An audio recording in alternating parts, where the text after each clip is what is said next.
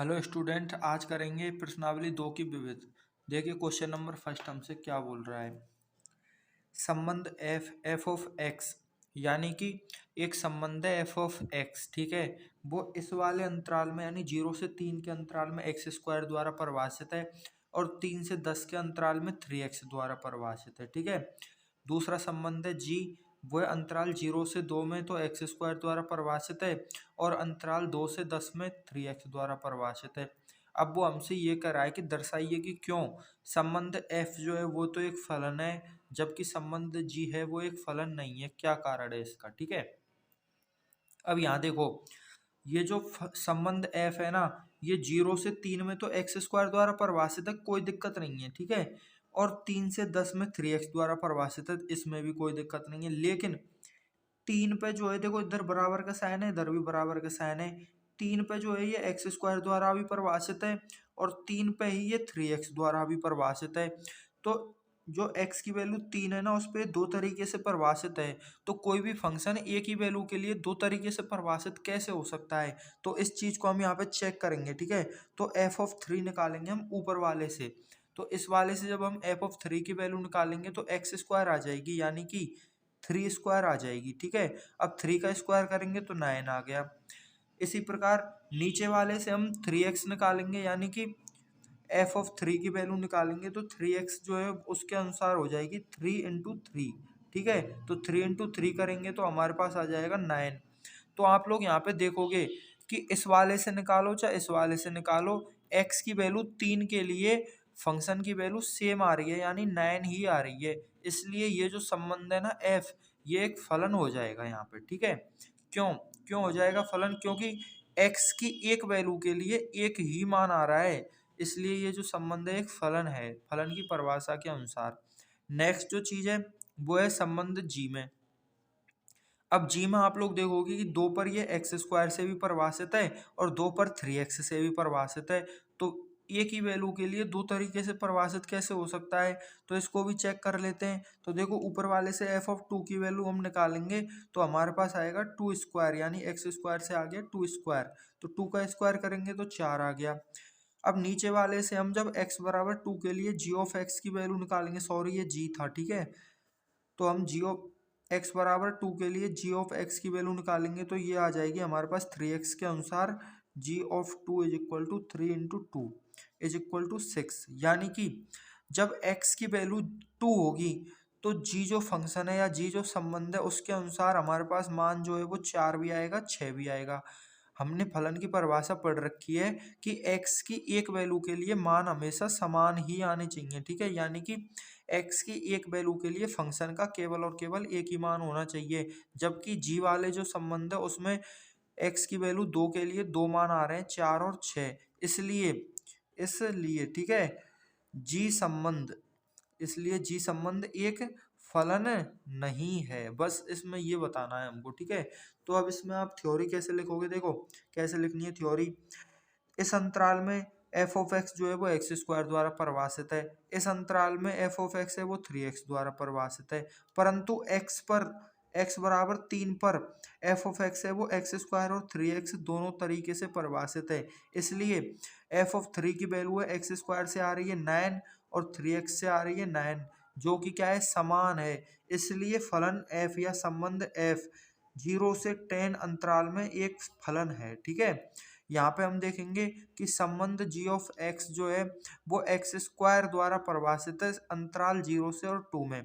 इधर देखेंगे तो g ऑफ x है वो 3x द्वारा परिभाषित है अंतराल 2 से और 10 में, जबकि x बराबर 2 के लिए ये दो तरीके से परिभाषित है, जिसमें g ऑफ x के दो मान 4 और 6 प्राप्त होते हैं, जो कि फलन की परिभाषा के विरुद्ध है, ठीक है। इसलिए संबंध g एक फलन नहीं है, जबकि संबंध f एक फलन है, ठीक है। इस प्रकार से आपको इसमें भाषा लिखनी है, ठीक है।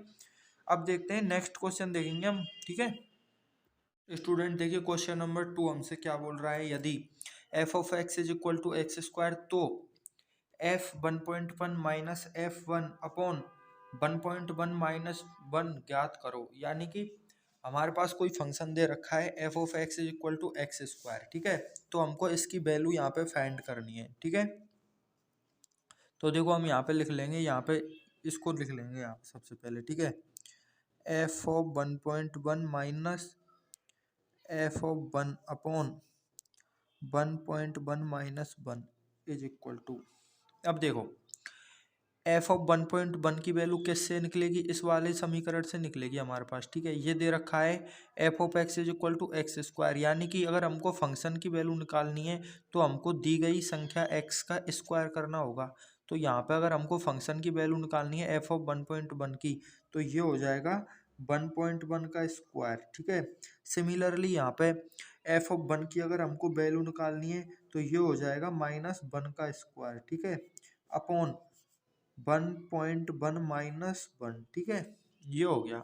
अब यहाँ पे देखो आप चाहो तो ए स्क्वायर माइनस बी स्क्वायर का फॉर्मूला यूज कर सकते हो, या फिर आप डायरेक्ट भी कर सकते हो, ठीक है। तो देखो ए स्क्वायर माइनस बी स्क्वायर के फॉर्मूले से ये देखो क्या हो जाएगा, ए की जगह पे 1.1 है और बी की जगह पे 1 है, ठीक है। तो ए प्लस बी और ए माइनस बी, ठीक है। तो 1.1 प्लस 1 इंटू 1.1 माइनस 1, ठीक है, इस प्रकार से। और नीचे आ रहा है अपना 1.1 माइनस 1। अब ये देखो इससे तो ये कैंसिल आउट हो गया, हमारे पास आ गया 1.1 प्लस 1, ठीक है।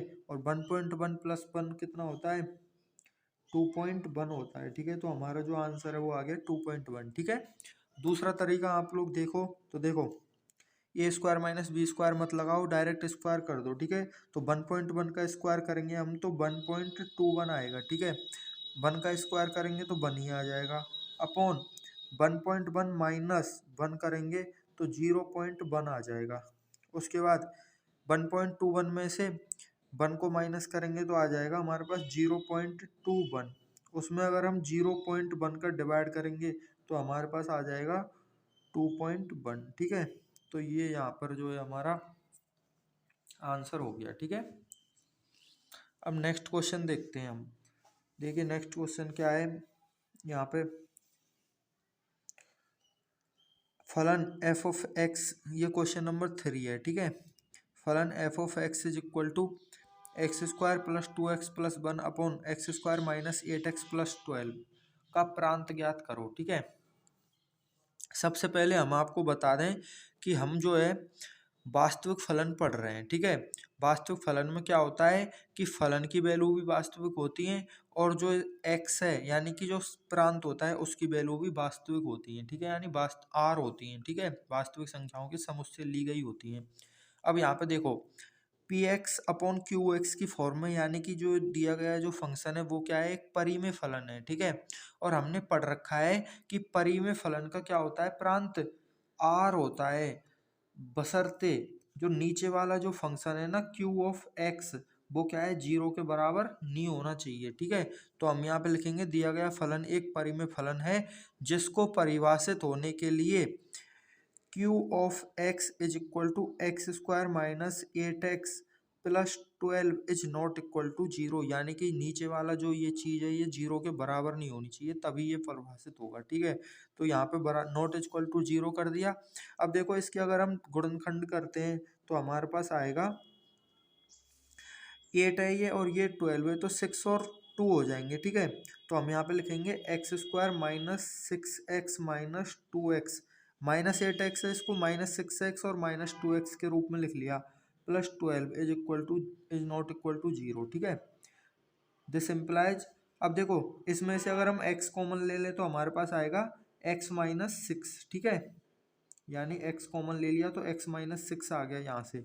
उसके बाद इसमें से अगर हम -2 कॉमन ले लेंगे तो हमारे पास आ जाएगा x minus 6 is not equal to 0। इसका मतलब हमारे पास आ गया यहाँ पे x minus 2 into x minus 6 is not equal to 0। इसका मतलब ये आ गया कि x is not equal to 2 comma x is not equal to 6। X minus 2 को इधर ले जाएंगे तो ये -2 है वो प्लस का हो गया, ऐसे ही -6 है वो भी प्लस का होगा, यानी कि इस जो फंक्शन का जो प्रांत होगा वो क्या होगा, आर होगा, लेकिन एक्स की जो वैल्यू है वो 2 नहीं हो सकती और 6 नहीं हो सकती, यानी कि प्रांत जो होगा वो होगा आर माइनस 2 6। अब आप लोग यहाँ पे देखोगे कि ये तो एक क्या है, समुच्चय है, जबकि ये दोनों क्या है, अवयव हैं। तो इन दोनों को समुच्चय बनाने के लिए यहाँ पे ऐसे कोष्टक लगा देते हैं, जिससे ये पता चलता है कि आर जो समुच्चय उसमें से हमने 2,6 का एक सेट जो है वो माइनस कर दिया है। ठीक है, अब इसका मतलब ये नहीं है, ठीक है, 2,6 इसका मतलब ये नहीं है, ये चीज अलग है, ये तो एक सेट है जबकि ये एक अंतराल है। ठीक है, ऐसा मत समझना। तो यहाँ पे जो क्वेश्चन नंबर 3 था उसका जो प्रांत है वो r-2,6 आ गया है हमारे पास। ठीक है, थैंक्स।